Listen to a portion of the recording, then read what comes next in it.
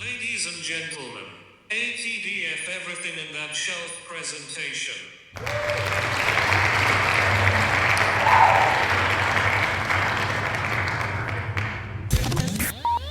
You're now rocking with TDF everything. Spoiled rotten.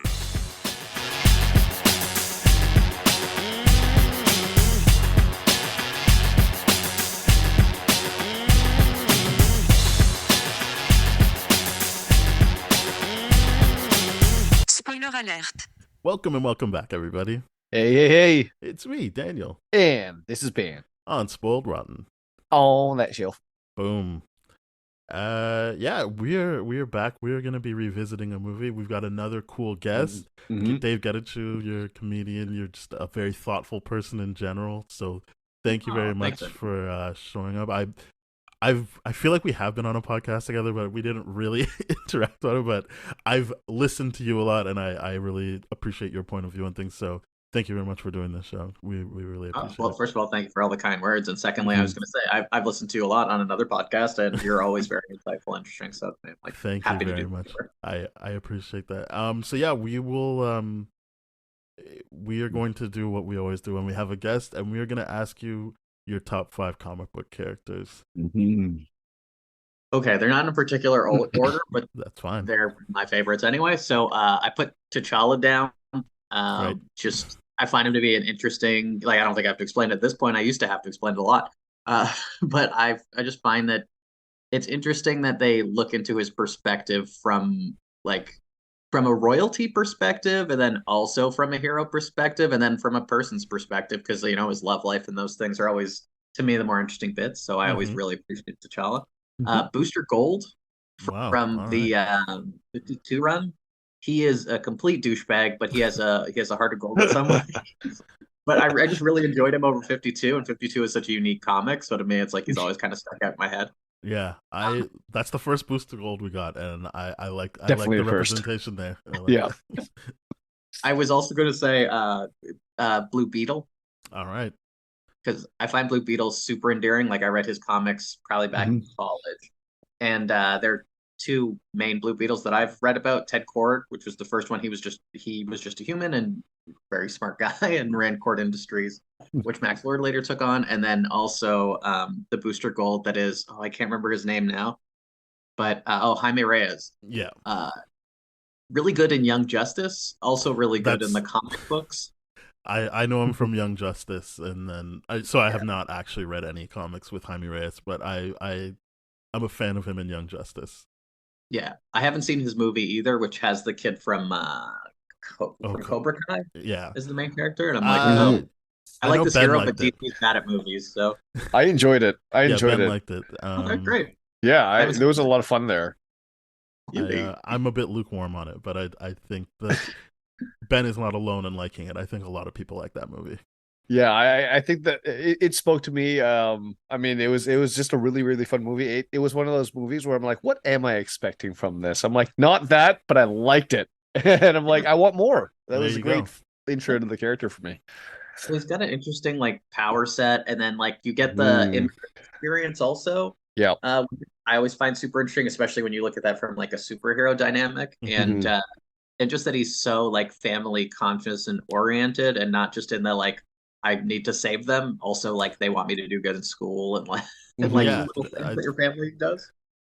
Again, from Young Justice, all of that is there, and I really like it. And the movie, I think, does a really good job of bringing his family into it, and as you said, making it not just, I have to save my family. Like, they're part of the action, and you really get to enjoy them as full-on characters.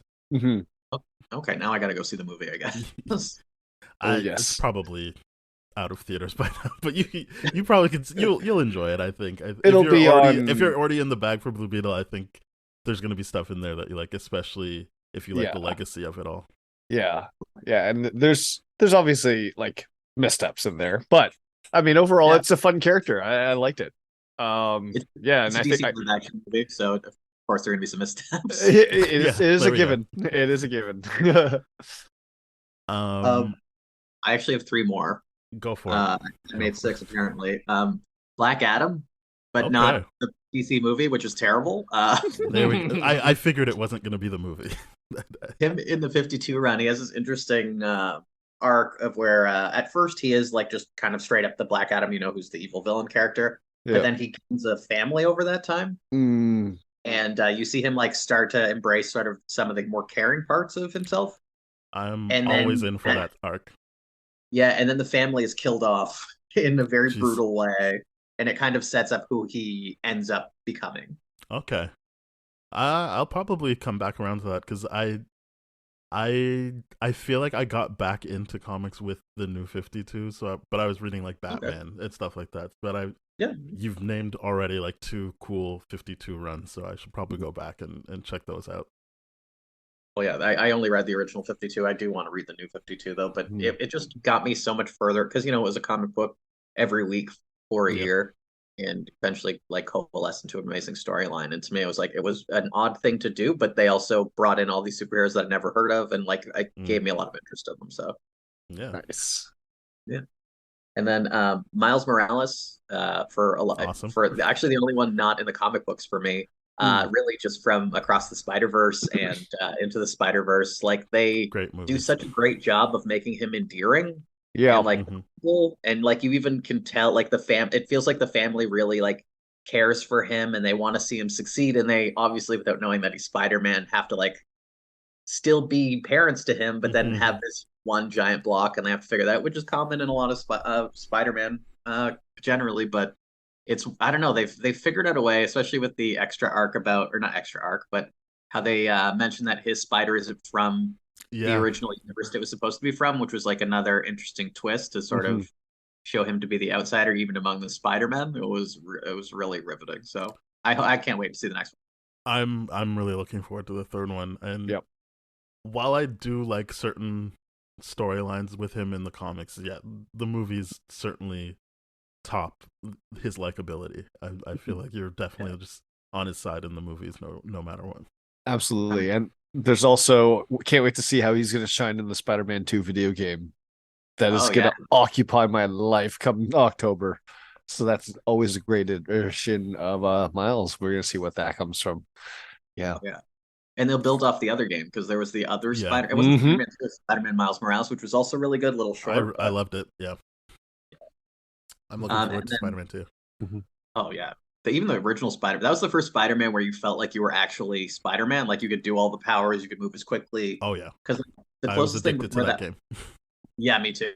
The closest thing before it was Arkham Asylum, and Batman moves like a little more like a tank. Like Mhm. he's like a little slower, like Mhm. he can do things a little more powerfully, but like it with Spider-Man, it's so like kinetic. I couldn't put that game down. I agree. Like my problem was at first I was trying to play it like it was Arkham. Like I was like on the ground with people, and I was like, no, they've done a good job of being like, no, you have to fight like Spider-Man in this game. Yeah. Like get off the Yeah. ground, like yank people up. You got to be doing other stuff. So yeah, I really enjoyed that. Yeah, once you get into the web tactics, that's usually where the game kind of opens up generally. Mhm. Yeah. And then should I mention my last one now? I Yeah, guess it's go number for it. 6, but top 6. But Lex Luthor, Nice. That is a good one. I think he's a who very interesting character. Mhm. 100%. My favorite. I never do it, but I wrote this joke a long time ago about how Lex Luthor is just straight up a racist. Like, Yeah. Oh yeah. Oh, and absolutely. he is. Like he hates Superman because he's like, you represent a better ideal of what I think I could do. Even though he's a billionaire who has literally everything and is also crushing humanity under his foot, he's Mhm. still like, not you, super guy who helps people. I don't believe this is fair. Yeah. I think he's especially when you want to adapt it for movies, it's a good way of doing like just a bad guy. Like you don't Yeah. there isn't like the when you talk about like Black Adam, like that awkwardness where it's like, well, he could be just right. He just might be doing things different. It's like, no, Lex Luthor is just bad, and that's fine. Like you can still find complexity in that and find interesting ways to tell stories with him. Mhm. Absolutely. Like, I don't know if did you either of you guys ever read All Star Superman? No, it's something I'm going to do. I never really read Superman, and I'm Okay. going back on that now and reading a lot more, and I'm going to get to All Star Superman. I think Mhm. I saw the like movie they did. Yeah. And I was like, I'll probably enjoy this more as a comic, so I'm gonna read it. That's fair. I was gonna say, yeah, to me, it's just like Lex represents like the on paper. I think what like Elon Musk nerd Mm. thinks is like the highest level of humanity, where you like you Mhm. have all the money and the things, but then you like you're despite all of that, you have this like one obsession that is ruining your life and some of the planet, Mhm. and you can't seem to get over yourself. And to me, I'm like, yeah, that's kind of the perfect like high-end nerd aesthetic where, even for me when I went to university, I remember like I got bullied in high school. So I thought when I got to university, like oh, all the bullying would be over. And then I just Mhm. found it was like the rich nerds doing the Right. opposite bullying where they were like, oh, Yeah. this is where smarts matter. Anyone stupider than me is garbage. And you're like, no, you didn't take the right lesson from this. Yes, exactly. Exactly. Yeah. And Lex always represents that to me. Yeah, I really like it. Like, I only just recently read some Booster Gold stuff, but other than that, all the people you picked, I was like, yep, they've got good runs, and I also Mhm. love them in their like TV and movie media. Yeah. Um, I was gonna say one more thing about Lex though. yeah. In All Star Superman, he talks about like in every comic, he always says like I would cure cancer, I would do all these things, and then Superman meets him at his jail cell because Lex Luthor, in order to kill him in All Star Superman, Lex made him do like basically some mission where he had to fly through the sun, but that overheated his battery, and now he was starting like Superman was starting to decay, so he only had 12, I think, weeks or something left. Mm-hmm. And in it, he visits Lex Luthor at his jail cell after this whole thing happened. And he's like, Lex, I just want you to do all the things that you said you would do. I want you to cure cancer. I want you to take away human disease. I want you to take away hunger. And then Lex spits on the glass where Superman is standing. And at the end of the movie, he does this serum that gives him Superman's powers for 24 hours. And then when he sees the world the same way that Superman sees the world, he realizes like all the time that he's wasted and how Mm-hmm. the world really is like one basically, and that Mm. he could do better things for humanity overall, but he was always kind of stopping himself. Even though Superman's going to die, which is ultimately what he wanted, he kind of learned the lesson that he couldn't learn while Superman was alive. So I always really enjoyed All Star Superman for that. Yeah, Mm. that's what I was saying. Like, it was a good idea that I'm like, I feel like once I'm reading, I can do it at my pace. I'll truly be able to dig into it. Yeah, and the Um, comic is nice, too. yeah. Um, yeah. I think we're going to transition. By the way, as I said, I really love the list. Yeah, Um, that's a solid list. It's a very Oh, solid. Yeah. We are going to transition now to the Amazing Spider-Man from 2012. I want to say. It is, 2012. Yeah. I'll let you go first, Dave. How was it? Like, I'm assuming this was a revisit for you too. it definitely was. I hadn't Yeah. seen it since probably it came out in theaters or something Okay. like that. And I don't know if you guys are going to disagree with me on this one. I watched it again last night, and this is oddly enough like the most in outside of Miles Morales for me. This is the second most endearing version of Spider-Man to me. Like Interesting. his relationships felt like Aunt May and Uncle Ben are never really like a small part of his life. But in this one, you get to see Uncle Ben for a little longer, Hmm. and you I get to felt see that how too. like yeah, and you get to see him like Peter Parker just be like more of an average teenager for a lot of the movie. Mhm. So in a way, it kind of like because in most of the series, it starts out like oh that like Uncle Ben dies, and it did in this movie as well. But since they had the old movie to kind of rely on, they didn't necessarily have to like make that the crux of the beginning of the movie. And I like that they give them both a little more like life and understanding as opposed to just he like dies immediately in the movie. Yeah.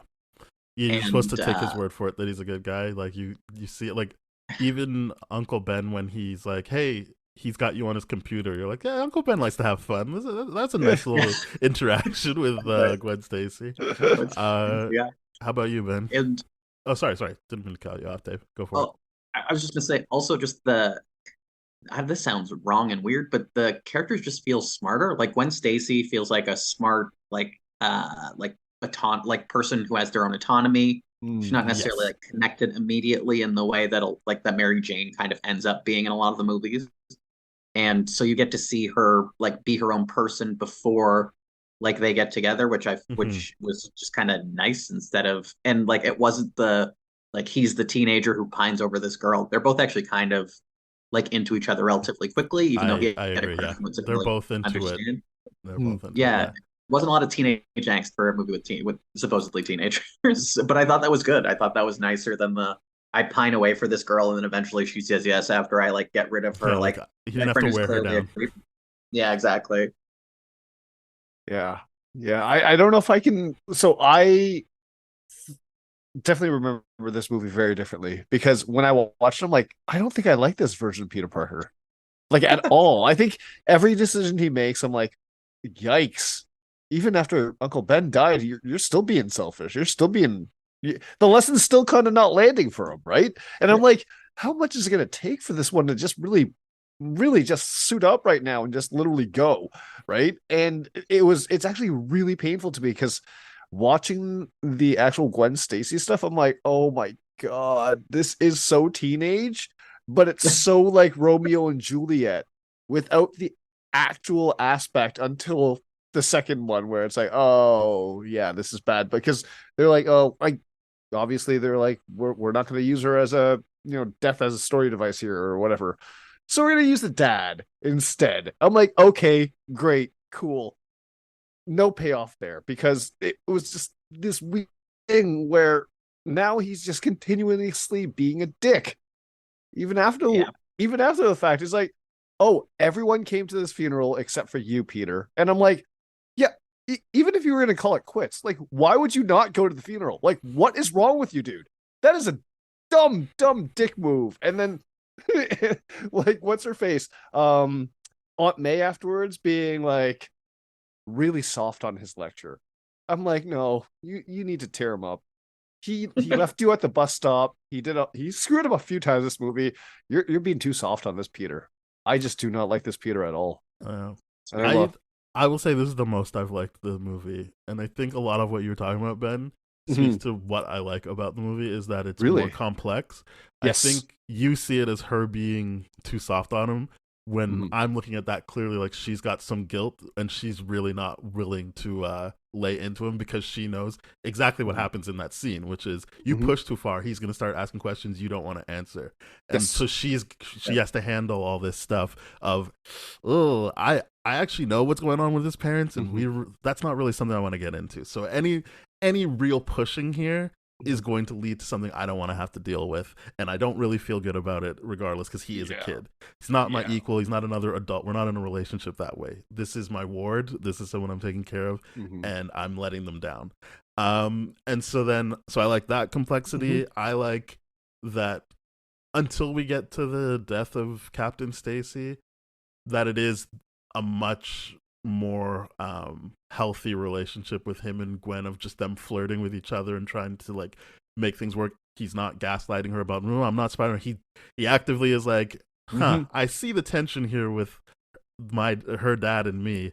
It's time for me to just tell her, because then we'll see what happens. And so then she can be, as Dave said, she can be a part of this and be a smart, autonomous character. So all of those things are things I like, which I don't think I really stuck with the first time I watched it. Like, this was actually really refreshing to see a movie avoid a lot of the pitfalls that superhero movies can fall, especially Spider-Man stories. If you're talking about Peter Parker, Miles Morales is able to get a lot of stuff done because he is actually younger than Peter Parker in all iterations, and so there's less of the autonomy he has that way. But in this, that decision to tell Gwen right away once he realizes what kind of tension is there, and I think, as Dave said, the characters are smarter. That's him taking in information and be like, all right, I need to act on this now. I think where the movie falls apart is the villain. I think I always like, I remember when they're like, yeah, we're doing Lizard. I was like, I just don't like that.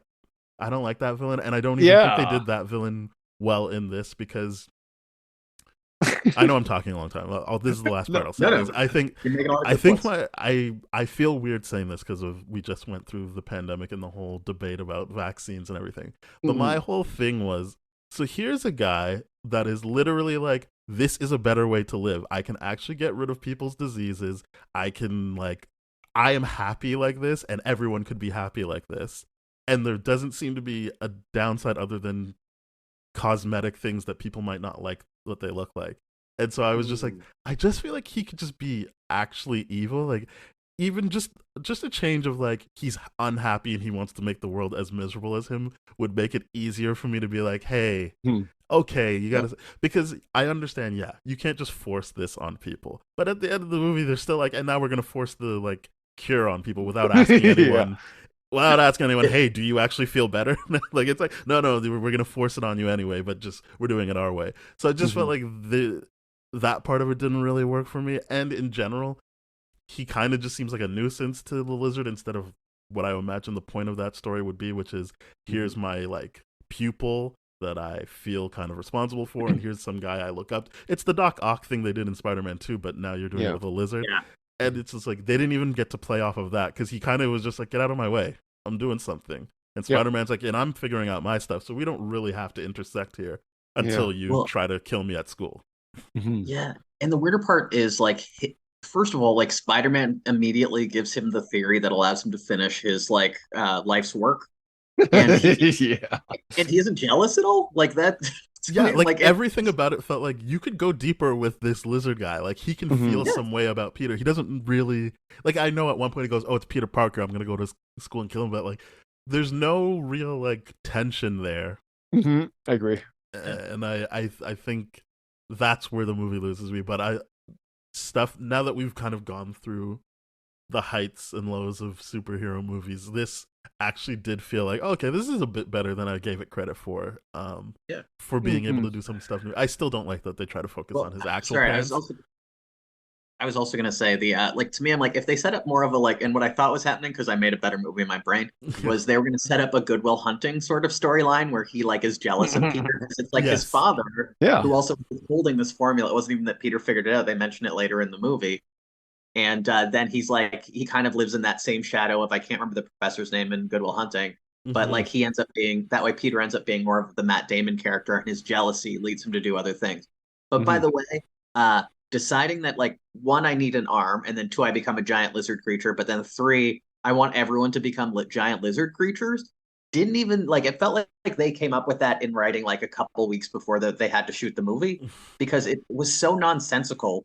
You're just sitting there like, because even he doesn't mention why he wants to create lizard people. It's just kind of like, well, he's just decided this is the way he's going to go now. Yeah, it is voiceover of him being like, here are the benefits. This is what I can eradicate. Yeah. But to your point, it's not really, nothing really feels like it's baked into like how he operates. It really does feel like he is the villain, so we got to do something that people disagree with.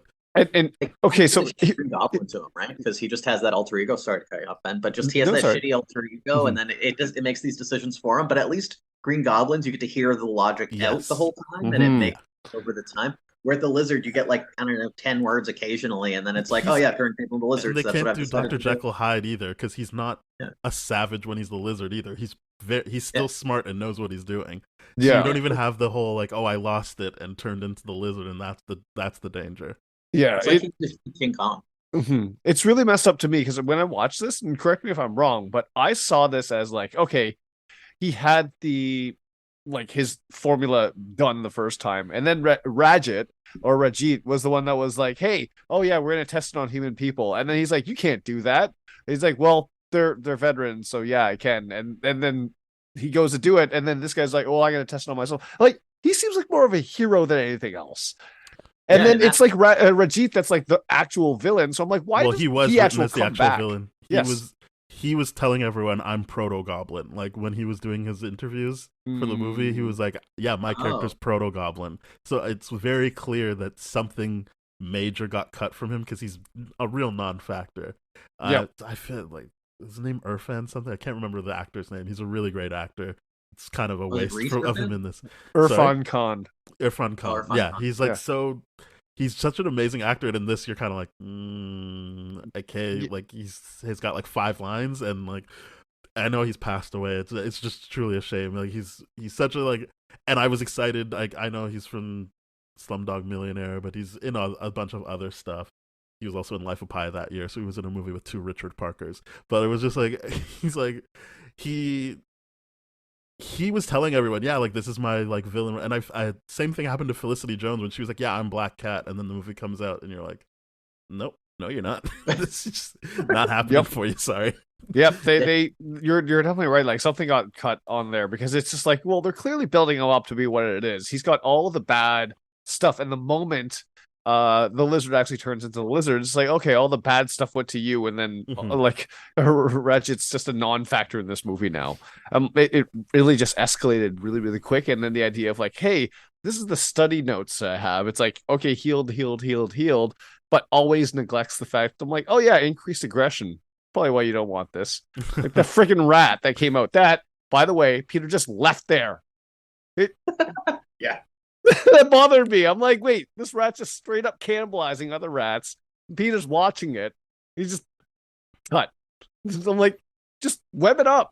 Real quick, just web it up. That's all I needed. Okay, No. that reminds me. At the end of the movie, there's a giant radio tower, and it Mhm. falls off the building towards where like everybody on the ground is. Yep. And if you've ever watched like the '90s Spider-Man cartoon, if he's fighting a villain and like something might hurt people, he lets the villain do whatever he's gonna do, and then he saves people. Yes. And in this one, the radio tower goes down onto people, and one, it never actually crashes onto the ground for some reason. It just Mhm. disappears, and he doesn't web of anything. I'm like, No. like superhero, there are two words there, and usually the hero part is kind of the first part, oddly enough. But just Yeah. fall to the ground, and they kind of forget it, like the rat that you mentioned, the lizard rat. Well, Mhm. I'm glad that you actually mentioned that because like the first part of the movie, and I actually get Captain Stacy's motivation behind this whole thing. It's like, yeah, this is a straight up vigilante, and I'm like, yeah, that's literally what you're doing. You're looking for the guy that killed Uncle Ben because you screwed up, and I'm like, that's a straight up vigilante. You're doing vigilante things, and he's like having this argument at the dinner table. I'm like, with that, I don't know why they kept making a point of referencing that fish, like. It was what it was, but it was just such a weird dinner table interaction where I'm like, okay, dude, the first interaction you had with this person's dad is in your bedroom, in her bedroom. It's in Gwen Stacy's bedroom, and then you're gonna start an argument over dinner and then storm off. And I'm like, you're just king of first impressions here. But you're right, Daniel. He did be like, okay, I gotta come clean here because this is not gonna work unless I tell her to be on my side, basically. And I think that was the main reason I liked the movie at all the first time, was that instead of resolving it like the Raimi Spider-Man, he is only in this because he needs to find the person who killed Uncle Ben, and that's what's pushing him. And I like that because, as we talked about with the Raimi Spider-Man, it's like he's doing this for like a girl that he doesn't actually know, and the trilogy kind of plays out where he never actually knows her. He's just got an idea of her. Whereas this is, I'm out there to get vengeance. All good with me as a Batman fan. And the girlfriend thing is nice, but that's not my main driving or anything. So I actually believe that he's going to push himself and really go to the limits to find the person who killed Uncle Ben. And all the better if by the end of the movie he realizes that's not the best way to operate. But I liked that. I like the anger that is driving him in that beginning stuff, that it's like, I dropped the ball and I'm not going to forgive myself for it. And I think, again, that fight scene is, stop making me feel bad about something I already feel bad about. And so I'm going to push back. Doesn't matter who's in the room right now. You're making me feel a way. I'm a teenager. You're making me feel a way about a decision I made that I don't feel great about. Yeah, like how about his uncle died and he still goes to this dinner and there's no quarter. No one even mentions like, oh, hey, I'm sorry about Uncle Ben. Yeah. That is And true. That's also- true. And also, he's a super smart kid. Like he builds his own web shooters before he's even visited this house. And he don't get me wrong, he should also still be grief stricken, and that should make it harder for him to have his arguments and whatnot. And Captain Stacy is like he is a police chief or police commissioner or whatever. So he should be relatively good at arguments with like the press and those things. And he couldn't really give Captain Stacy like a good run for his money in even the conversation. And to me, I'm like, especially someone who's just had their uncle killed, and like he's decided that he's going to go on this. Like he couldn't really come up with a good argument even at the dinner table to make me go like, oh, you're right about this. I was kind of more on Captain Stacy's side in that. Yeah, I mean, again, that is what I like, is that he's not, he doesn't have the answers. He's fumbling, and like. This is all emotion driven. This isn't him using any logic, really. Like, because like what does it matter to you that logically you should just be like, okay, got it at this dinner table, but he hit a nerve, and so you're lashing out. And I feel like there's room to believe that he's realizing that he's lashing out and not really giving it his all in that situation. While he's like, no, I think he's doing what he, because he ends on, he's got the same like reason for doing it as you. And it's like, you don't, but like you've kind of just been like, you know what, like let's just get off this. I'm done with this. I guess that's the thing I'm not appreciating is how I guess true to teenager this does feel, because obviously the Tobey Maguire one feels like, no, you're obviously a 30-year-old playing a teenager right now, and it feels like that even in the characterization. You're right in the fact that to point out the mistakes of like, well, if this is an origin story about him becoming Spider-Man, I'm like, yeah, if there's enough mistakes to make me believe that he's learned along the way for sure. I think, who knows? I might watch the second one and be like, "Oh, it is better than I thought." But they just kind of like Man of Steel. Like they had a lot of good places to start with this superhero, like who started off not really trying to be a superhero, but just trying to feel better about the death of his uncle. And I think they lost that in the second one, but in this first one, I think what's driving him is really good. And kind of like you, Ben, I'm not really a fan of him as Peter unless he's like having like the fun interactions with Gwen Stacy or like he's a bummer as Peter. He is. Peter's life is a bummer though. Is the other part he's a huge bummer. He doesn't even have Harry here to be like, "This is my best friend." He's like, no, he's a straight up bummer. Yeah, he's a loser and an isolated guy. Like they make it very, very clear. To be fair, to your point, like he's weird with Aunt May. Like I thought that Sally Field is trying her best, but it's kind of like they're not really diving, and that's fine. That gives them a place to go. Versus how much I liked Tom Holland and Marissa Tomei as May and Peter Parker, like that specifically, even from the first movie. Right. Like in Civil War even, like just that felt like way better. And I get that that's also because Tom Holland is younger than Andrew Garfield or Tobey Maguire ever were when they played Spider-Man, so you can just feel it a bit. It comes a bit more naturally to him, but yeah. But I feel like the aunt thing was too. Yeah. I feel like the Marissa Tomei, I like the Marissa Tomei one piece. The age different actually made me believe, I'm like, this is an aunt. With the like the Tobey Maguire one, I'm like, this is a great aunt. Like it, and then this one's I've like, always thought this is that they make her like ancient in the comics specifically, and then the movies like they did, and I get it. Like it's Sam Raimi, of course he's going to try and be comic accurate with Aunt May on that one, but this having it be Sally Field, even if she is the same age as Rosemary Harris was, like she doesn't look it, and so you're like, you can feel like they're going in the right direction in terms of aging down, and having that gap closed. It is closing that gap, but it's still awkward enough to be like, I understand where Sally Field's playing this character. It's like she's constantly afraid. I'm like, yeah, I'd be like, if I was Sally Field, I would be constantly afraid of a hormonal teenage boy in my house that's coming home at odds ends, and I'm like, literally can't do anything about it. It's just like, hey, where were you? Out. Okay, cool. Your uncle just died. There's literally nothing I can do. I'm trauma stricken. Whatever. It's just like there's so many teenager things in here. I'm like, oh. It's just a teenage move right now, bud. Which is weird too, because like it's always such a warmer relationship in like the comics and in most other movies, because like he really cherishes Aunt May, and like even in the movie they have like when his parents leave, which they don't usually do in most of the origin stories. But his parents leave, and he's like probably, I don't know, 5 or something, and like so they really do take care of him. But I feel like more in the Marissa Tomei, Tom Holland version, she feels like an adult, like she is the parent, where in this one, Aunt May is a little more like you got left with this kid and now he's stuck with you, which is weird because he also grew up together with her and Uncle like Ben, they're acting like it's still the next day from when the parents left. I'll give you guys that it's But I thought she was pretty warm in that initial scene. It's just they don't really grow from that. Like she's very like, and it's not dialogue. It's just the way she looks at him, and you know, like, oh, she's gonna take care of him. You like obviously as a fan, you understand. Yeah, but Ben's not gonna be around. But look at the way May looks at Peter in this moment, and you know, okay, she'll take care of him. And then the movie never gets to show you any kind of maturing of that idea. through in this because movie. Peter treats her like the evil stepmother Yes. by comparison. Yeah.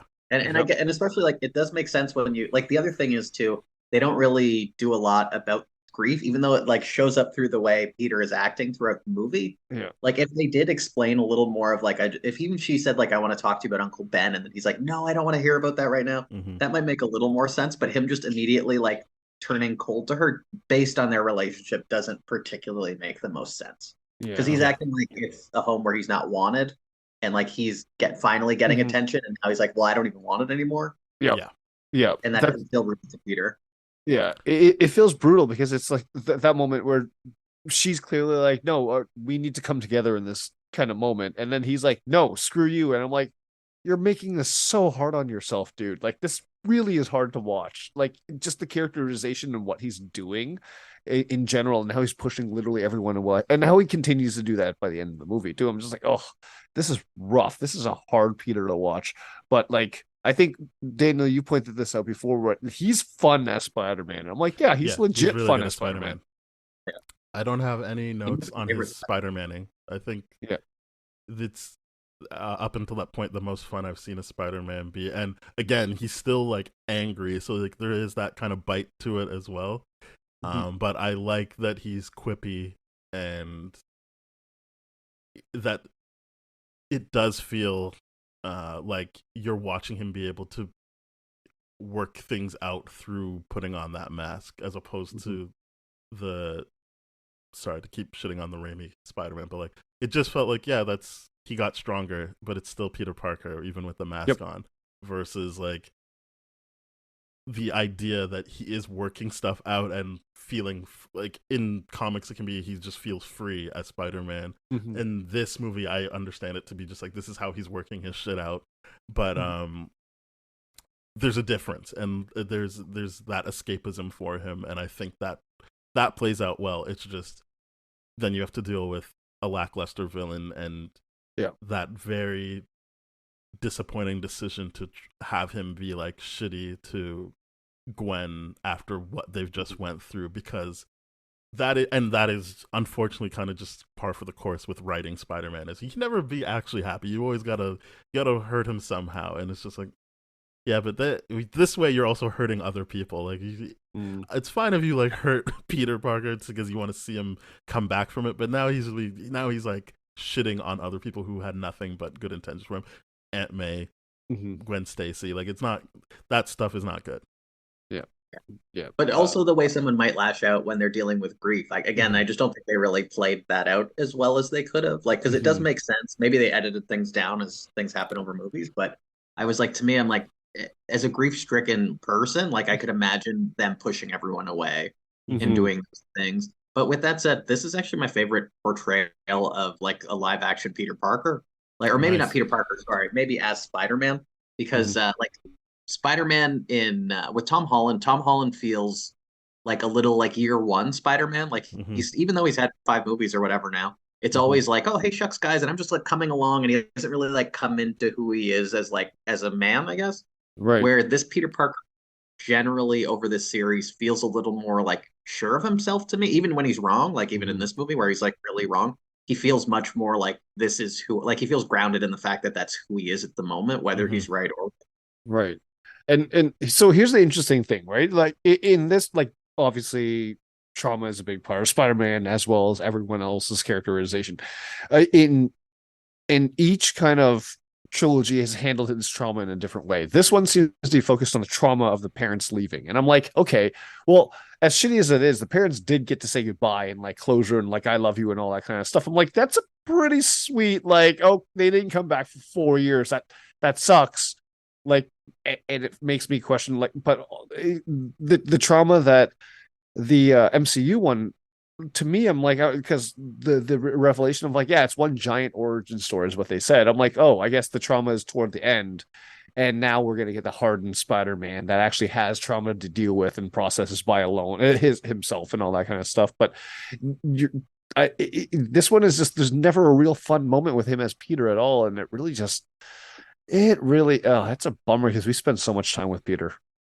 We just spend so much time with him. I disagree. There's no fun. He's having fun with Gwen Stacy like almost every scene. Well, yeah, Yeah. the Gwen Stacy stuff, yes. Yeah, But and that's a big everything part of else the movie. is that's true. That's right. That but like that is my issue, is the whole Romeo and Juliet aspect of it, but then the Captain Stacy thing being the driving force of him being like, no, I got to break up with you and I be a just want to say, to be clear, it's complete not jerk Romeo and while doing Juliet. It's only like Captain Stacy also is like, I get it, your boyfriend is Spider-Man. Like there isn't any actual Romeo and Juliet. Like it's not like, Well, hey, we can't be together because our parents don't like each other. in the sense where they just came together and just like sparks flew right away and all that kind of stuff. I just mean they for did people abandon listening, Romeo and yes. Juliet means something. Yes, okay, fair enough. Like just that connection, that star-crossed lover. Lovers Let's use aspect. star-crossed lover instead of Romeo and Juliet. Yeah. But star-crossed lover thing, it was just like, but I guess we know where they're going the second one. So, but the first one, I'm just like, it's kind of sick because in this yeah. he does the same thing to catch her. It's just she doesn't snap her neck, and just like, ugh. I didn't like watching it this time. I was like, ugh, no, because I don't think that was supposed to be like a tease to what happens to her, but also it looked kind of like what happens to her. Like it is the same director, and I'm pretty sure if I look, same writers. So like. Maybe they were like, it worked for him this time, but it won't work next time. Doesn't he kind of also do it with the kid too? Like that comes out of the it's his thing, yeah. Like that's it's his thing. It just was that like that's why I didn't being, think it was like, a tease. I just thought they were like, right. This is how he saves people, right? And he got too confident at it or whatever like that, or just because that's kind of what they're like. Oh yeah, you got too cocky. This is your fault. This is your fault. This is your fault. And I'm like, oh, they're really beating him up on this one. Well, in the second one, it's like it's more that he just doesn't make it in time. As close as he gets, ends up like killing her, right? And then in the newest one, they actually have the payoff of he ends up saving. I loved that. I was like, this is perfect. It becomes this beautiful meta moment of like he's crying and you can kind of see him doing that. And she's like, "Why does this mean that much to you? Like, are you she good? just like survive." But and you're like, weird. You paid off like 2 movies that they didn't get a third one too, and like you didn't have to have a methed out Harry Osborn. So I thought that was all really great. Yeah, the less said about that Harry Osborn, the best. But like, yeah, I mean that is what I like about that run in the MCU where they were just like, hey, you know that thing you think is shit? We can make you think differently about it. Like here's Rene Russo again, and I bet you don't think Thor: The Dark World's that shit now. But yeah, I really like that he's able to save. But yeah, I don't think him accidentally killing Gwen Stacy in the second movie is cockiness. That really was like a forced error. Like, right? Because he did not was get there. decision, and like right? the whole movie is about time. It starts on a clock. It's all about that, and he just didn't have the time. Right. Can't remember the second one, just like I couldn't remember much of this one because I definitely saw this movie very differently for what it was. I am hating on this so much more than I need to be, I think.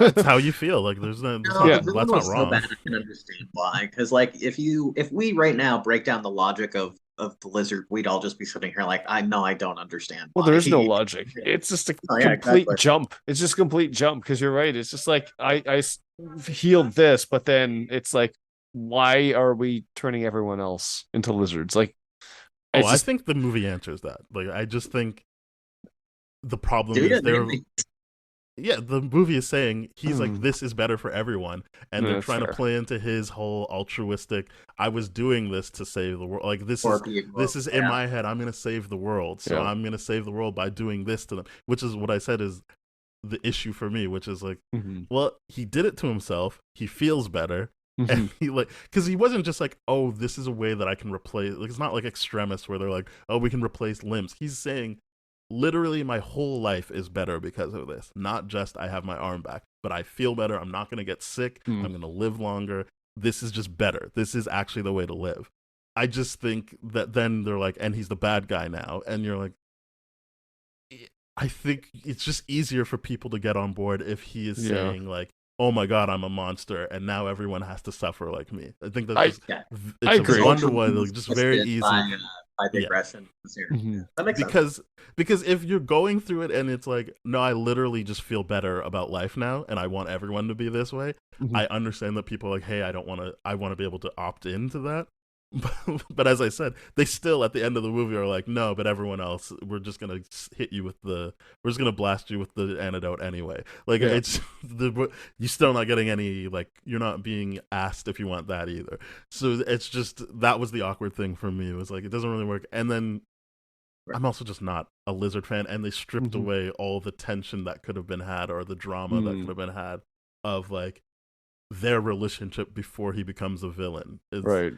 stuff you can, and especially since you're adding, and he was Peter's father's, if not friend, contemporary. They took pictures together, and maybe like Peter makes decisions based on, well, I gotta save, I gotta know more about my dad. I want to protect the lizard. None of that. It's just like, yeah, I gotta stop him, and the lizard's like, get the fuck out of my way. That's it's just that, and you're like, oh, all right. Well, I mean, you're right. If they did explore that angle of like, you can't kill me, like you'll never find your father, like that, yeah, that'd be cool. Didn't Yeah. do that. They did not do that. You're Yeah. absolutely right. That would have made it so much better. That's Yeah, actually that's- kind of the most interesting twist that they had. Not twist, but I mean, like Mhm. that origin point was like most of the origins already kind of assume that Peter's parents are dead. Mhm. Mhm. So you never really get anything about that. And I think in the next movie, he actually like finds something Yeah, from he them used the that helps them. tokens. He uses the tokens Yeah. in this. I didn't realize they were in this movie too, but he uses those tokens to go into the secret subway. Yeah. And if they ever had a thing, even if it was like a 10-minute opening where they actually like explained or I guess they did here more so than any other movie, but where they actually explained like why his parents did have to run away and then why they were eventually like later killed. I'm like, I feel like that would always be an interesting plot point, but it's almost never delved into in anything Spider-Man I've seen. They did it in the comics. animated series, that they were like these spies, and they had, like, it's all Red Skull related or something. I'm not saying that's comic accurate, but in the 90s cartoon, it was a whole season. I think it was called like Father's Sins or something, but like it was a whole season, and I can see how they took bits of that for this movie, and I can fill in the blanks, but I was just like, if you're not actually going to make it about them, I don't really need this extra layer, because it doesn't really even down to, it doesn't even tie into how he feels about his villain who knew his dad. Like, it's really nothing. And then they cut the scene in the second movie where he sees his dad. So they're like, they even were kind of afraid of actually dealing with it. So you're like, okay. It's weird because I'm like, oh man, they're really spending a lot of time with the parents in this, and I'm like, they really had they really thought they had something big on their hands. Like there was clearly a trilogy set out here where there's probably some payoff with the parents in the third one again, but like I've never seen any Spider-Man focus on the parents the way this one did, and to me it was like another another plot point that was just left in the air, and it was weird. It was weird, gotta say. Yeah, I don't think you need, I think the whole, and I think that also speaks to why we felt he was so cold with Uncle Ben and Aunt May. Well, mostly Aunt May, is because it's like, well, we as the audience are still very much aware of his parents, and he's very much aware of his parents, so you can't even focus on how he could grow into a relationship with Aunt May, because he's always going to be at a distance in this story. Yeah, he's old enough to know that you're not my parents. Like, there's a young enough age where it's like, I don't know, I just grew up with my Aunt May and Uncle Ben my whole life, and you could be like, yeah, I could believe that. But this is like, yeah, you know they know what's up. Like, that's weird. I think however he manifests his frustration is fair. Whether they can write it however, I can't be like, that's the wrong way. But it is just like, it's not like his parents died. Like, he is well aware that his parents were like, okay, see ya. And I guess the second movie kind of confirms and then unconfirms that they're dead, because he does see his dad. Like, they wrote it and filmed it that he sees his dad, so his dad's not dead.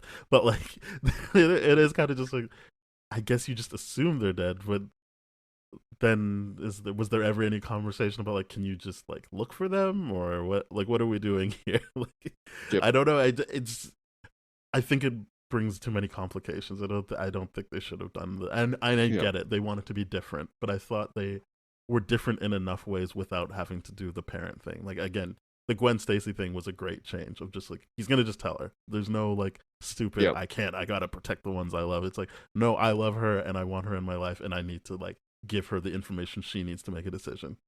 Well, even that he did it so like quickly, like he just kind of like he spiderwebbed her butt to pull her over here to Yeah. kiss him.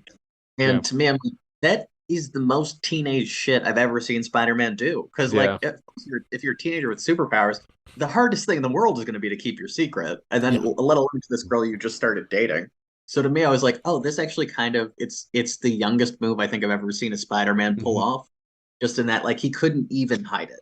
You know No, what I mean? Like it wasn't a thought of like, well, I'm Spider-Man, and well, it was just like, nope, I love this we got to person. do I this. Yeah. all Yeah. of And I think again they had a good change to he's just on a revenge mission. Like I I like that they set themselves apart that way that early on. That it was because I was like, wait, he didn't catch the guy, like, and then it's like, oh shit, like this is just his mission. That's way cooler. And because we're only 5 years off from a trilogy of Spider-Man, like it was like, okay, like they're doing something different right away. Yeah, I can appreciate it from that point of view for sure. I just wish the lizard was like smarter or maybe got some level of like we understand why you're a little more of what like breaking it down now, yeah, all that makes sense. But like within the movie, he seems so like paper thin. Yeah, He's bad. I'm it's not bad. saying it's good. Bad I'm just character. saying Oh yeah, no, I'm not saying it was there. Like, okay, I see what your drive is. I just don't see how I'm supposed to be like, oh no, Peter, what are you gonna do? yeah. Like, I don't feel like, oh no, you because he really is not thinking about Peter, and Peter, up until he has to, isn't really thinking about him. It's not. It's they're not on a collision course, so it's. And I know Their that ship's not in the every night. movie has to be like that, but I just feel like it works better for me when I feel like it's always fated that these two will have to intersect and have to reckon Yeah. with each other. Yeah, and it's so weird too because it's like, oh, there's legitimate something in the backstory there where it's like, okay, let's say this guy knew Peter's dad and was jealous of Peter's dad. Now Peter, the offspring of Peter's dad, solved the formula. Mm-hmm. That would be great driving force. Mm-hmm. But like, and here's the weird thing too. I remember distinctly thinking this in the beginning of the movie where he's like, "This is the device me and your dad worked on. It was made to disperse aerosol like vaccines into a targeted area." I'm like, dude, there's no way you thought that wasn't going to get militarized and weaponized immediately because that is the most weapon sounding shit I've ever heard in my life. No one's going to deliver a vaccine like that. Like, there's no aerosol vaccine you can just breathe in the air. It's crazy to me. I'm like, okay. As a fan of the movie Oppenheimer, I think they did a good job of showing you that like scientists just like if you get to a certain point, you are not, even though you think it's a possibility it could get militarized, you're still driven by like, but I'll be the one that like takes this across the finish line. Yeah, that's fair. And Like you're then obsessed. and then you're like, oh shit, what did I do? But I think there's real life applications of that kind of hubris of like, you're just like, hey, I guess I should have thought about it more. But like, that's a 3-hour movie of like, look what happens when your hubris gets the best of you and you think like, hey, I'll be the one that pioneers this. And that's exactly what this is.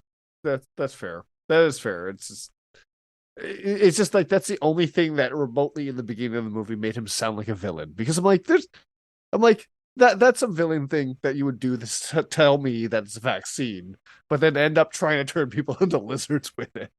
It was so weird. I'm like, yeah, that sounds like some villain shit later on in the movie. He might be the most cartoonish villain in that, like that was his end game. Like I went from being a scientist who was missing an arm to being a scientist who now has his arm to being a scientist that is a giant lizard creature, and then thinking to myself, yeah, everyone would be better off if they were lizards. Like that would be like that is some cartoonish. Like, you know what? I'm gonna just take over the world. That makes the most sense here. That's the thing. He didn't even. I keep going back to. He should have had more menace in his intent of because what he's saying is just this will just be better for everyone, even though we know like you can't just do that to people. But like he's not even coming at it like I'm gonna take over the world or he's just like, no, this is just better for everyone. Like, why don't I just share this with everyone? You're kind of like, oh, can you be a little bit angrier about this or like just something? Yeah, he literally he's like, no, I found polio. Why wouldn't you want polio vaccines? Like that's literally his thought process. I'm like, there's nothing evil about this. This is terrible. Other than like not getting people's consent. I agree with that. Well, okay, it's yes, just more like the movie doesn't lead me to believe that he's wrong about it being better. Yep. So like There should be something that makes me be like, oh no, it would be terrible if that happened to someone. Yeah. But he seems to be great. He seems to be truly thriving. And I love how Radget immediately was like, "Oh yeah, we're gonna use this to cure Norman Osborn's illness." Because I'm like, okay, that's the driving force behind this whole thing.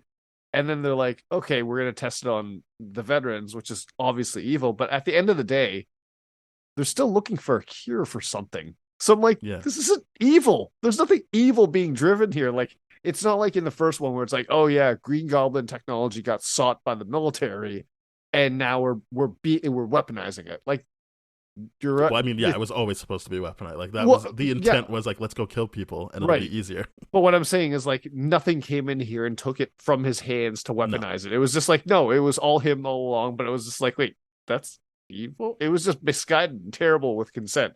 Yes, But I'm like, yes. evil, not so sure. Yeah, Yeah, you I don't mean, feel I'm like- with you on that. I get how people would still be like, no, he's evil. I just think they needed to do it better. He's not. He's not a good villain. 100%. He felt like, ironically, for a guy who was as passionate about turning people into lizards, he felt rather dispassionate about his drive in order to do so. Yes, I would. Like, he I will doesn't- agree with that. Like he's kind of just like, yeah, it happens when it happens, and it's only when like Spider-Man's getting in his way that he's like, oh, okay, I guess I'll just do it today. Like I guess it's just happening now, because he was kind of just like, whatever. I'll do what I need to do. I'll make my videos, document. I mean, I guess that's the scientific method, but he was just kind of like humming along until he was like, oh, Spider-Man wants to stop this. Okay, I'll do it today.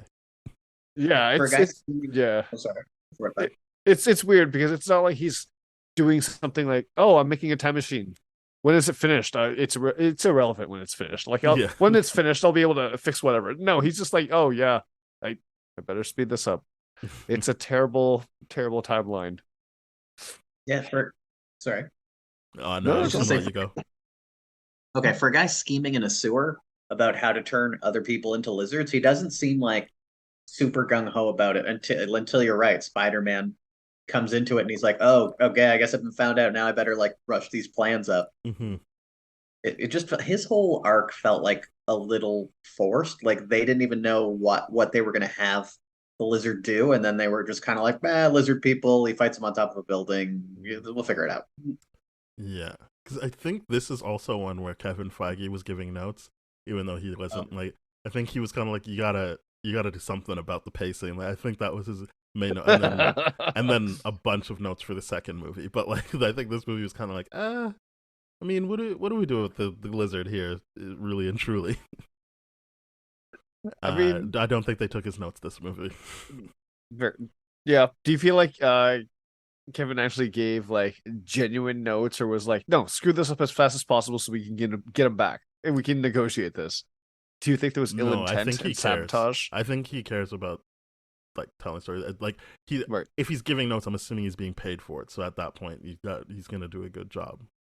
Fair enough. And it's like, did they listen to him back then either? Right? Because like, Yeah. this is all pre-MC, like the MCU proper. Well, So no, to me, this is the Avengers year, so this is the year where they're like Oh, is probably it? like, That's the oh first- shit, I guess we should have listened to him. yeah, because to me, I was like, that's how I would think until like until Kevin Feige becomes like known more for the MCU. I feel like they would just be like, whatever. He's kind of like, he's a comic nerd and he thinks he knows about movies. Because he was like Push him Avi off. Arad's guy. Like I think Yeah. that's how he would have got mixed up in this. Yeah, it's an interesting. Yeah, it's interesting because it's like, especially looking back, like you spent this, like the original Spider-Man made like $700 million, which was like unheard of. Probably more than that in total, Mhm. but it was like unheard of at the time. So like this franchise was kind of this big thing. I think it was because Tobey Maguire didn't want to keep doing it, was why they ended up switching Spider-Man. If I might be incorrect I about think that. it was Sam Raimi. Sam Raimi was like, you screwed me with Venom. I'm not doing that again. And they were like, we're gonna make it without you. So he walked, and I think they thought all the actors would stay, but all the actors left in solidarity. So then they had to, Okay. so they had to Well, that's actually switch. kind of a nice story Yes. by comparison. Mhm. But yeah, to me, I was like, that's the interesting part. Like this was a really good Spider-Man. It just kind of like the movies. It feels like they all kind of like peter out in some way. Like they're just not thinking enough about like the Nice. villain like arc or like who they are, and it just becomes like, because the next movie becomes kind of a little more like a music video, in that they're like, oh, we have Electro. Okay, we got to do Electro's origin. We got to get him to meet Spider-Man. They got to fight. And then it's like, oh, okay. Oh, we're going to throw in Green Goblin now. And he's going to be Harry Osborn. Does he look like he's on meth for some reason? And he's like, oh, he's going to meet them at the electric place. And then, the whole thing. But it And they're just, to gonna me, do like, Rhino. felt like too fast to actually like really think about the characters and how they interact. And like even Harry being mad about his dad passing in the new in this sequel is kind of like we didn't know either of you really until the second movie, so it Yeah. doesn't have much of an effect. Like I guess we knew his Yeah. dad was dying, something I didn't even think about back in the day when I saw the second movie. I was like, oh, I guess Harry Osborn's dead when I saw the second movie. Yeah. But they didn't really give you like a good. There was no good accounting for 90% of the characters outside of Gwen and Mhm. Peter. Yeah, this was I agree. very, very clearly written around that one central idea because it did give it a lot of attention, and that is universally one of the things about this movie where I'm like, yeah, that chemistry on screen is great. The way she looks at him immediately, I'm like, she gets crazy eyes for him immediately, and I'm like, I believe it, like Yeah. 100% right away. I believe it, and the way they act and the way like that's what they got going. They I think they recognize that because everything else is like, yeah, okay, well. They actually You started tried. dating. Yes. They did. Yeah, Yes. so to me, it was like, oh, they're that passion. Yeah, that was true. Are they still together? No. They're not. No. But But he did apparently they're say that friends. they're still friends because he said it was funny. He kept the secret of him being in No Way Home from her too, because she was like, just tell me, are you in it? Are you in it? And he was like, I don't know, I'm not in it, I'm not in it. And he said she was one of the first people to message him when she saw it, being like, fuck you. Of course, why don't you just say you were in it? But yeah, they were dating in real life, and it's one of those good things where it actually translated to the screen, like the chemistry they had. It wasn't awkward. Definitely. Yeah. Probably the high point of this movie. And even the second one, like even her when she dies in the movie, that's like I don't know. It's rough. Most people don't even know, like they have an idea of an Electro. No one remembers Harry Osborn. I can confirm that with all of my friends who I actually saw. They didn't even try to bring him back for this. That's also Lizard is in No Way Home, and I know that they don't explicitly say it, but it was kind of the idea that like all of these guys are gonna get killed by their Spider-Man, but he doesn't die in this movie, so it's just kind of like you brought him back, but not even like the Harry Osborn. And I guess why would you bring Harry Osborn back? Because they don't have a Harry Osborn in the MCU, and then it gets too awkward. But it was just like, yeah, they really just wanted you to forget about the Harry Osborn stuff. It was so bad, and then he was so last minute in the movie. Like he just kind of like even James Franco in the old ones. James Franco is in every movie, and like if he's a big part of it. You're like these guys were friends, and then this one you're like, I guess they were friends, but it doesn't seem like it was friends for any meaningful amount of time for them as more mature kids. Like it seems like he was gone for all of high school, so like those are pretty formative years. Because wasn't it like, oh, you're back in town, I guess let's spend this movie catching up. Oh, you changed, man. And that was the movie. And the commercials did that weird thing I remember of being like, who is monitoring Peter and why? And that's just not in the movie. Like just a whole storyline just not in it, including they had Black Cat in that movie, and Felicity Jones just is relegated to like 2 lines in a boardroom. But that's painful because Black Cat's such an interesting character and like a fun person to play Spider-Man against. That's why I like the new movies with Miles Morales. I'm like, oh, that Gwen Stacy is kind of the Spider-Woman in his life. I'm like, oh, they just have, and they have a fun chemistry. I'm just like, oh, Spider-Man kind of like it's fun when he has that. Very fun, very fun. And like the entire time where it's just like, oh yeah, you can't go see him, and like she knows the reason why too, and can't share with him. That's a good tension between the two of them. I like that a lot. Yeah, Cross the Spider-Verse is great. Yeah, I think we can all agree on that. Yeah. I'm glad we can all agree. I would have been upset. I wouldn't have made any comments, but I would have been upset if you didn't like it. What else is there to say about this movie? I guess there's that after credits scene where they're setting up the Man in the Hat, and he's gonna put together the Sinister Six. I guess like there was like the wings and stuff. Is that this one? I don't know. Is it not? I thought it was. I can't. I don't. I don't remember at least because I think that's the next one because then they have Green Goblin and Electro and Lizard, and then they were going to use the 3 from the old movies. So I think was the idea. Yeah, that's what I thought. And then, in all fairness, I kind of liked the take they had on Rhino. I'm like, oh, that's what you're doing with it. That was terrible. I liked it a little bit better for at least what they were doing here. I'm like, okay, I understand that a little bit better, but yeah. I'm glad we didn't actually get that Rhino. I'm just like, I like the idea, but I like Paul I wanna see Giamatti, something. and he's Yes, great I in like Paul everything. But Giamatti. I did not like that movie. I can't imagine because to me, I'm like he would be better off as like a Norman Osborn-esque character. Mhm. Like as the Rhino. The Rhino's an idiot. Like the Rhino's like a strong guy who smashes shit for people who pay him money. Yeah, So it's like this seems like an odd choice for like a one of the better actors. maybe he just had fun not having to be smart.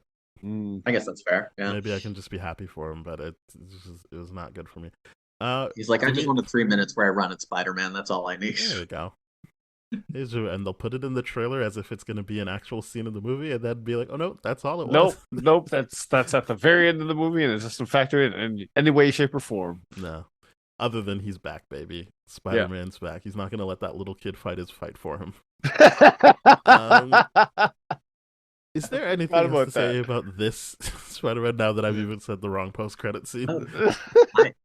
I was gonna say I liked Flash Thompson in this, which was weird because like in the new movies, Flash Thompson is like his kind of he's like more of a social bully than he is like a physical bully. I did like that change though. I like that they were like, you know what, like kind of like you were saying in University, where it was like it's these people that were put down that have a sense of gatekeeping now. Then they're gonna put others down. Then they don't have to do it physically.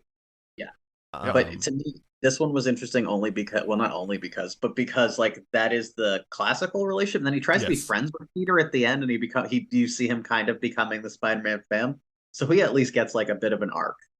Where at first I thought that was really effective when you see that he's going to actually be like, you see there might be something there of him like, hey, I lost a family member, I lost a dad.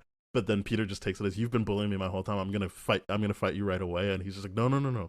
Like, does that feel good? Like, that feels good, right? Like being able to take your aggression out that way. Like, and that there's obviously they're not like, let's be best friends right now. But there's the understanding of like, okay, I gotta step away from this. But got it. Okay, noted. Yeah. So that when they are friendly at the end of the movie, you're like, I do think that's interesting stuff. I liked it, even though like the basketball scene, I was like, this is going on for way too long, and people would have so many questions. Like, or when he throws the football and it knocks over the like goalpost, you're just like, no one would just be like, "Huh, that's weird." Yeah, this is a situation like, where I'm like, come on, man. Like that's not weird. he really doesn't care about getting caught. It's like that's the one thing I will say. Well, like, when he did throw that, I forgot to bring that up. I'm like, there's no world where that would be like, oh, let's not ask further questions. I do like that he got in trouble for breaking the backboard. That, at least I was like, oh, okay. Like, that wasn't just used as a joke. That was like, oh no, this is going to lead to what kills Uncle Ben. Like, this is actually like, it just felt like everything leading up to it was too much. I was just like, I don't, this is too cartoonish. This is too much you showing things off that you couldn't do before, which is what I liked about the Tom Holland thing of like, I don't play football, even though I would be able to beat everyone because I couldn't do it before, so I shouldn't do it now. Yeah. Whereas this guy's just like, oh, I can do it now. Like, let me go try this out on him. And I will say, complete travel. Like, just the entire... I mean, he wasn't playing basketball. He was just trying to fuck with it. And you're just like, I know, this but is why still. It's going on too long. This I'm is like... Because he was never going like to dribble. 7 steps, though. Yeah. Like, he ran across half the court. It's bullshit. I'm like, just dribble the ball. Like, at least if you're going to, like, beat him at basketball. Don't travel. Yeah. I'm going to call travel on you. And even, like, that he... like, when he's holding the ball and, like, he's asking Flash to like take the ball and he can't take the ball from him. I'm like, look, Flash would punch you. Yeah. And then you feel it and people are like, oh, this is weird. It's all too long for like no one to just be like, hey, fuck you, man. Like, you're bullying him now. Stop it. Yes. That's what I didn't like. I'm like, oh, you're becoming the bully. You're just doing psychological warfare shit on him now in front of other people. I'm like, this isn't cool either. I don't like this. But you're right. He's got growing pains. This is Peter that's going his way. That Flash Thompson reference is good because I'm like, they meet each other with empathy at the end of the day. Yeah, is really, really cool feature. Yeah, even then he's the first person to like basically like come over and talk to him. Peter throws him up against the locker and just like lost a parent too. And you're like, even for me, like when I was thinking this, I'm like, yeah, fuck Flash. And then when he says that, I'm like, oh, wait a second, you're the asshole right now. Yeah. Yes. Yeah. It's like, oh, you just don't have the mask. You're just going to be a bully as your persona. But, like Spider-Man's got the mask to be that persona, right? I did like that aspect of like, oh, they understand each other like a lot better. Well, and even him being the asshole, like in those sorts of moments after he becomes Spider-Man, like makes sense because it's like, yeah, Yes. you've been bullied your whole life. Now you Mhm. get the chance to like exact revenge, but then, even in his revenge, you kind of see as he's doing, he's like, this doesn't feel great. Mhm. Hmm. You know what I mean? And like, I of course, your first reaction to power would be like, use the power. And then after I Yeah, like, wait, this is probably the wrong way to use power. because that is true. Because that's kind of like the one little small thing I did like out of the Black Adam movie, where it's just like, no, my son was the champion. He rightfully like had the innocence to carry the power with him. I'm Black Adam because yeah, I had too much hate in my heart to begin with, and I use it to do evil things. I like that idea of it, but Yeah. then here it's like, yeah, you would not expect a teenager, especially like Peter, to respond well with getting power right away. It's just you would do something No. stupid. That he doesn't that he isn't it's like with Justin Bieber. They were like Justin Bieber a couple of years ago made Yeah. like $16 million in a year, and he was like driving his Ferrari too fast in Mhm. California somewhere, Mhm. and people were like, oh my god, Justin Bieber's a menace. I'm like, he's a 17-year-old with $60 million. Yep. Who wouldn't be a menace in that Yes. scenario?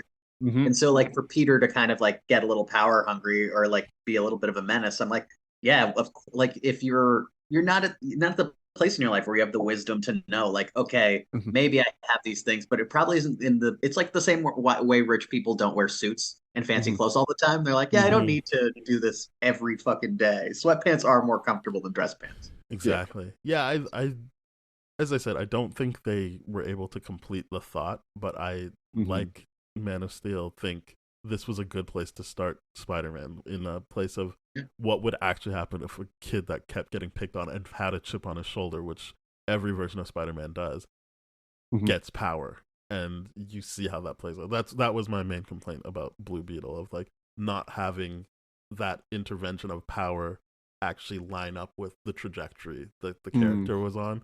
And I think this movie does that well, of being like, no, he's not going to just be like this kid that does the right thing all the time, because Hmm. he's finally feeling he can start to like take up some space, and he's going to make some bad decisions while he does that. Hmm.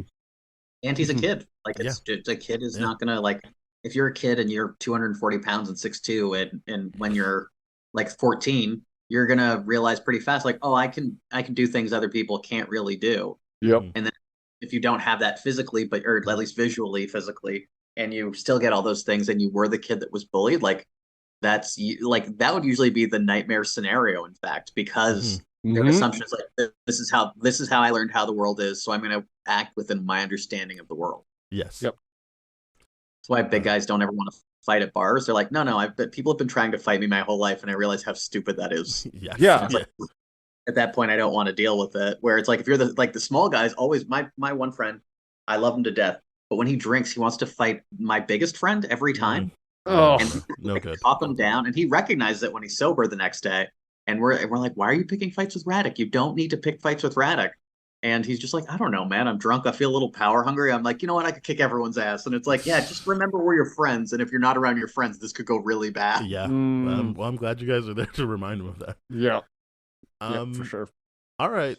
I think this is the time to ask you, Dave. What would you give the Amazing Spider-Man out of 10? Out of 10, I'll say 7.5. Like I was thinking 8 even, but like 7.5 probably feels a bit like I don't think this is a bad movie. I didn't have a bad time watching it in any way, shape, or form. It's just like we said, there are some like the lizard is more of a plot device than a character. Mm-hmm. Hmm. And like those things kind of hamper the movie because outside of that, like I did enjoy all the even like Peter's growing pains, his like introduction to Gwen Stacy, him even becoming Spider-Man, who is like I think Spider-Man's like less of the movie, but like he makes a better Spider-Man to me because he is like this is where he gets to get out like all of Hmm. his rage, and he doesn't Mm-hmm. have to be like the doting son. He can be mean to criminals, and criminals have ruined his life at this point. Hmm. So he can fully lean into his anger. Yes. Yeah. I Um. appreciated that. 7.5. I'm giving it a 7. I like you. This is the most I enjoyed it. I thought that it was better than I gave it credit for. But yeah, the Lizard of it all is not great, and I think they missed something in terms of what they could have mined from Aunt May and Peter being together, because as we kind of pointed out and articulated in real time, it felt like you were watching the scene where his parents leave, and then years later, it's like, is this the next day or what? Because you guys don't seem any closer, even though that's kind of the like bedrock of Peter Parker and Aunt May's, that you're close.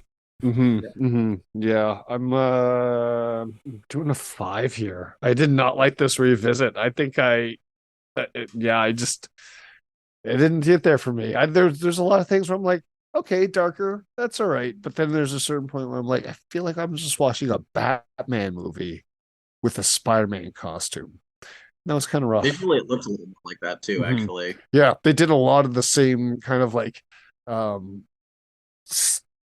like a lot of visuals for sure to get that kind of effect. But I'm like, yeah, he was very scary, and I don't know if I like that. I like the idea of having more empathy towards Peter Parker than I do here. I'm just like, yikes! I just want you to learn your lesson real quick and get to the Spider-Man thing. But Right. Well, Dave, thank you very much for joining us. Is there this is coming out Monday, like coming up. So is there anything you want to plug? Do you have any social media, any shows you want to talk about?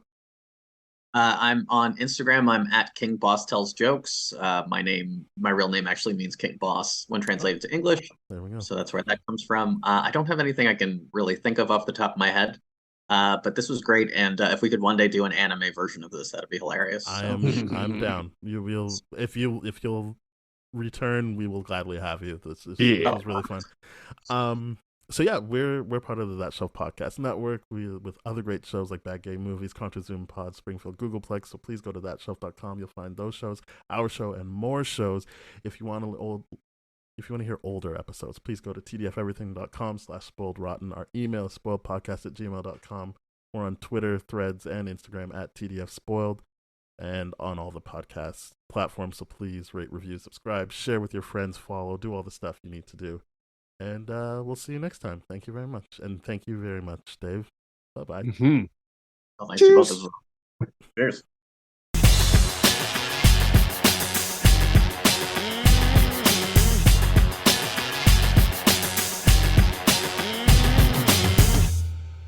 This has been a TDF Everything production, brah.